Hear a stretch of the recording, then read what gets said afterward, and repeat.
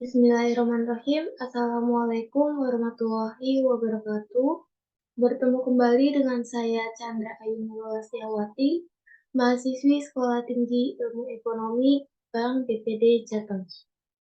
Di sini saya akan sharing terkait modul keempat, yaitu uji non-parametrik. Nah, di sini terdapat keuntungan dari menggunakan metode non-parametrik, yaitu untuk yang pertama, data yang dikelola tidak harus berdistribusi normal, sehingga penggunaannya bisa lebih luas penggunaannya. Untuk yang kedua, dapat digunakan untuk level binomial dan ordinal. Dan untuk yang ketiga, lebih sederhana dan lebih mudah dimengerti. Nah, di sini saya akan memberikan pembahasan mengenai latihan soal untuk yang pertama yaitu uji untuk satu sampel. Nah, sebelumnya, uji untuk satu sampel terbagi menjadi beberapa cara. Salah satunya yaitu dengan uji Kolmogorov-Smirnov. Uji Kolmogorov-Smirnov ini bisa dipakai untuk menguji keselarasan data yang berskala minimal ordinal. Dari contoh soalnya yaitu, berikut ini adalah data sampel berat saus cabai yang diproduksi PT Saus Jaya. Angka dalam satuan gramnya di sini sudah terdapat datanya. Kemudian, untuk pertanyaannya, perusahaan ingin mengetahui apakah data di atas berasal dari populasi atau seluruh produk saus cabai yang berdistribusi normal. Baik, langsung saja kita bahas cara penyelesaian dari soal tersebut. Langkah awal kita beralih ke aplikasi SPSS, kemudian kita masuk ke variabel pilih.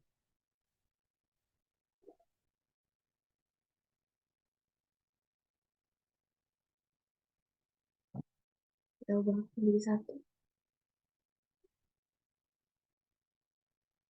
Nah, jika sudah seperti ini, kita beralih ke data view-nya. Baik, jika sudah seperti ini, selanjutnya kita pilih menu Analyze. Kemudian kita pilih yang non-metric test. Selanjutnya kita pilih yang Legere Dialog. Kemudian kita pilih yang One Sample KS.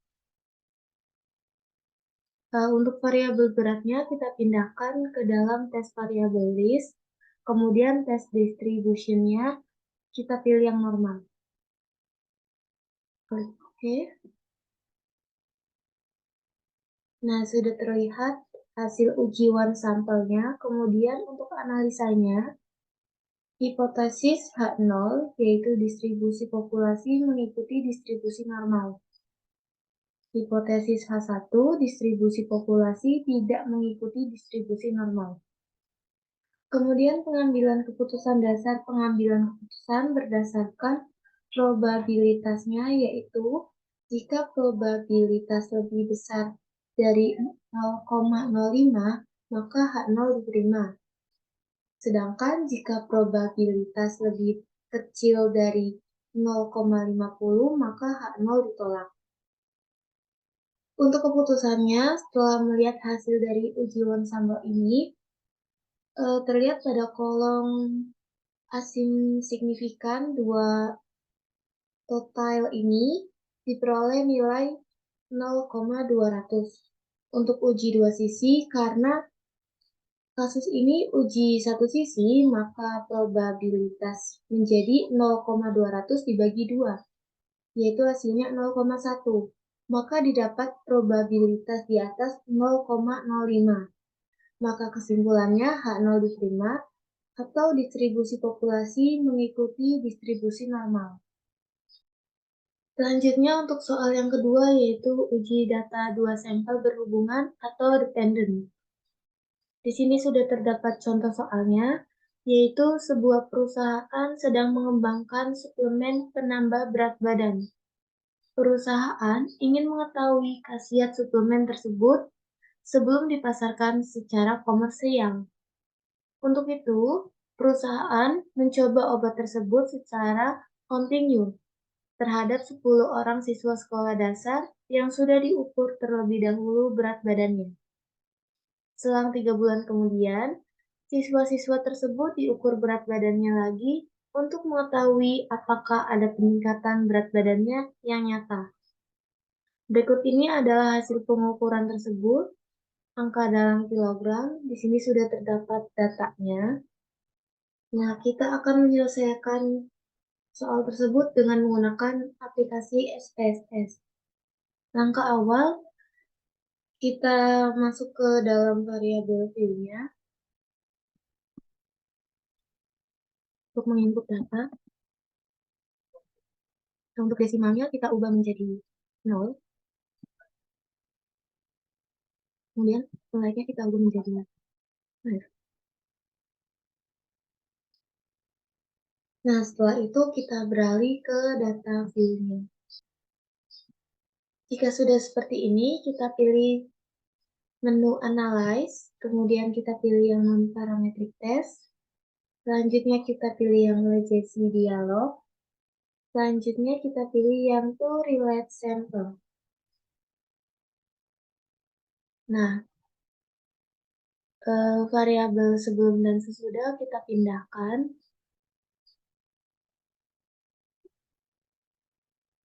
Oke, sedangkan untuk test type-nya, kita pilih yang will chosen, kemudian kita klik OK.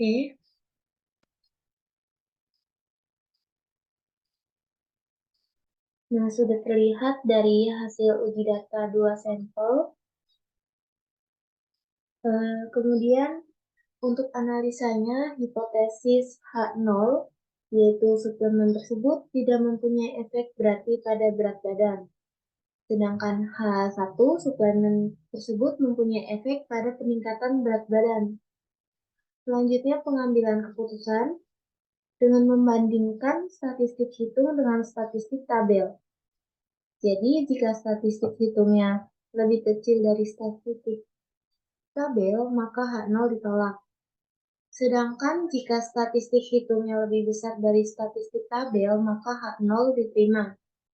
Nah, statistik hitungnya itu menghitung statistik uji dari Wilson. Dari output terlihat bahwa terlihat dari 10 data, totalnya ada 2 data terlihat bahwa mempunyai beda-beda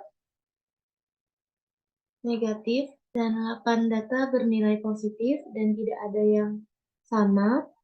Dalam uji Wilson yang dipakai adalah jumlah beda-beda yang paling kecil, karena itu dalam kasus ini diambil beda-beda negatif, yaitu 4. Lihat output pada kolom sum of rank-nya ini, yaitu 4. Dari angka ini didapat uji Wilson adalah 4. Statistik tabelnya dengan melihat statistik tabel, jumlah datanya berarti 10, uji satu sisi dan tingkat signifikasinya yaitu alfa adalah 5%, maka didapat statistik Wilson. Nah, untuk keputusannya karena statistik hitungnya ini lebih kecil dari statistik tabel, maka H0 ditolak. Dasar pengambilan keputusan berdasarkan probabilitasnya, yaitu jika probabilitas lebih besar dari 0,05, maka H0 diterima. Sedangkan jika probabilitas lebih kecil dari 0,05, maka H0 ditolak. Untuk keputusannya, terlihat bahwa pada kolom asim signifikans 2 total, untuk uji dua sisi adalah 0,016. Karena kasus adalah uji satu sisi, maka probabilitasnya menjadi 0,016 dibagi 2, menjadi 0,008. Di sini didapat probabilitas di bawah 0,05, maka H0 ditolak. Atau suplemen tersebut memang mempunyai efek yang nyata untuk menaikkan berat badan. Nah, selanjutnya untuk soal ketiga yaitu mengenai uji data 2 sampel tidak berhubungan atau independen.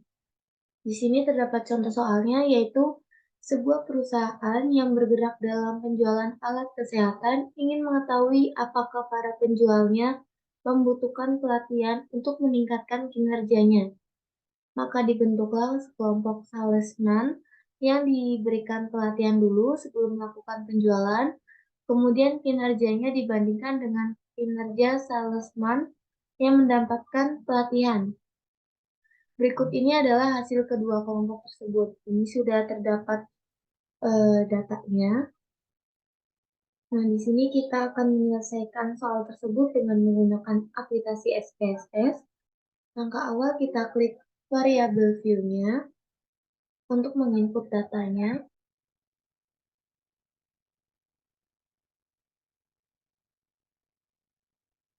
Nah, desimalnya kita ubah menjadi 0.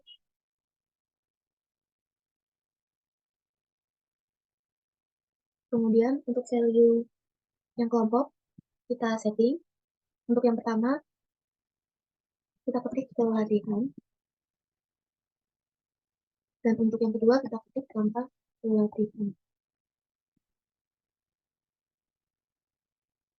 Nah, oke.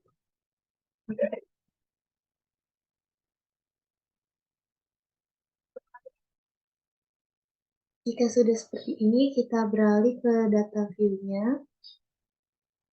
Nah, pada bagian ini tinggal kita ketik, karena kita sudah menyeting tadi.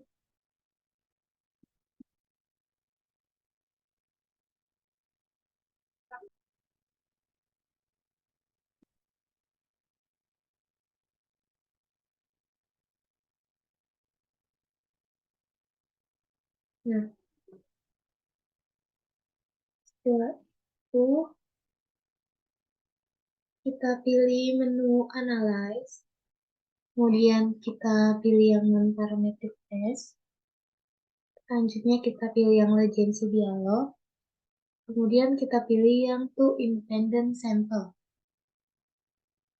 Nah, untuk variabel salesman kita pindahkan ke dalam tes variabel list, kemudian untuk variabel kelompok kita pindahkan ke grouping variabel. Sedangkan untuk tes type-nya kita pilih yang main with you, kemudian define group-nya kita ketik 1 dan 2. Continue, klik OK. Nah, sudah terlihat hasil dari uji data 2 sampel tidak berhubungan atau independen. Kemudian untuk analisanya, hipotesis H0, kedua populasi identik atau data penjualan kedua kelompok salesman tidak berbeda dengan signifikan. Sedangkan H1-nya, kedua populasi tidak identik atau berbeda dalam hal lokasi atau data penjualan kedua kelompok salesman berbeda secara signifikan. Selanjutnya untuk pengambilan keputusan, yaitu dasar pengambilan keputusan berdasarkan probabilitas, atau jika probabilitas lebih besar dari 0,05 maka H0 diterima, sedangkan jika probabilitas kurang dari 0,05 maka H0 ditolak. Untuk keputusannya terlihat bahwa pada kolom asim signifikan to tail di sini hasilnya 0,000. Di sini terdapat probabilitas di bawah 0,05, maka H0 ditolak. Atau kedua populasi tidak identik atau berbeda dalam hal lokasi. Data penjualan kedua kelompok salesman berbeda secara signifikan. Selanjutnya untuk soal yang keempat yaitu mengenai uji data 3 atau lebih sampel berhubungan atau dependent. Berikut terdapat contoh soalnya yaitu sebuah perusahaan biskuit ingin meluncurkan 4 rasa baru dalam produk biskuitnya. Keempat rasanya tersebut terdiri dari rasa coklat, rasa stroberi, rasa keju, dan rasa kelapa. Perusahaan ini mengetahui bagaimana tanggapan konsumen terhadap keempat rasa tersebut, dan kemudian dipersilakan kepada 10 orang untuk mencicipi, lalu memberikan nilai untuk setiap rasa yang ada. Nilai yang diberikan ditentukan antara 0 sampai 100. Berikut adalah hasil penilaian ke-10 orang terhadap paket yang ditawarkan. Nah, di sini sudah terdapat datanya. Kita akan menyelesaikan soal tersebut dengan menggunakan aplikasi SPSS. Langkah awal kita masuk ke variabel view-nya ini untuk menginput data. Coklat.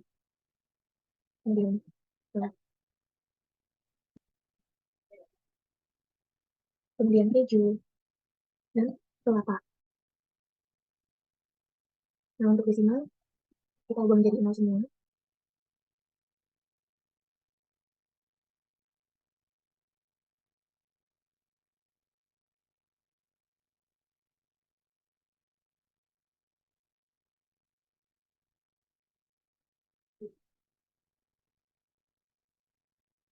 Jika sudah seperti ini, kita beralih ke data view-nya.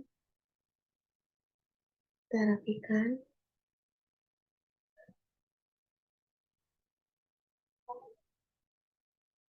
Nah, selanjutnya kita pilih menu Analyze. Kemudian kita pilih yang non-metric test.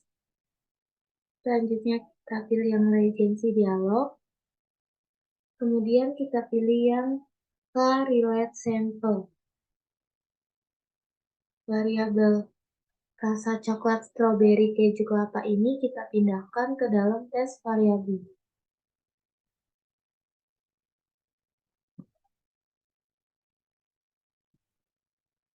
Sedangkan untuk tipenya kita pilih yang fragment. Klik OK. Nah, di sini sudah terlihat hasil data output SPSS. Kemudian untuk analisanya, hipotesis untuk H0, yaitu populasi-populasi dalam suatu blok adalah identik atau keempat rasa biskuit tersebut mempunyai mutu yang sama atau penilaian yang sama. Sedangkan untuk H1, yaitu sekurang-kurangnya salah satu perlakuan cenderung menghasilkan output yang lebih besar dibandingkan dengan sekurang-kurangnya salah satu perlakuan lain. Selanjutnya pengambilan keputusannya, yaitu dasar pengambilan keputusan berdasarkan probabilitas. Jadi jika probabilitas lebih besar dari 0,05, maka H0 diterima. Sedangkan jika probabilitas lebih kecil dari 0,05, maka H0 ditolak. Nah, selanjutnya keputusannya yaitu terlihat bahwa pada kolom asim signifikan ini, untuk uji dua sisi yaitu adalah 0,000. Di sini didapat probabilitas di bawah 0,05, maka H0 ditolak. Atau sekurang-kurangnya salah satu perlakuan cenderung menghasilkan output yang lebih besar dibandingkan dengan sekurang-kurangnya salah satu perlakuan lain. Atau dalam kasus di atas, kurang-kurangnya salah satu jenis rasa mendapatkan penilaian yang lebih besar dibandingkan sekurang-kurangnya salah satu rasa yang lainnya. Dan di sini yang mendapatkan penilaian yang lebih besar yaitu rasa keju dengan nilai 3,80. Oke, sekian yang dapat saya sampaikan. Mohon maaf apabila ada kesalahan kata dari saya. Terima kasih. Wassalamualaikum warahmatullahi wabarakatuh.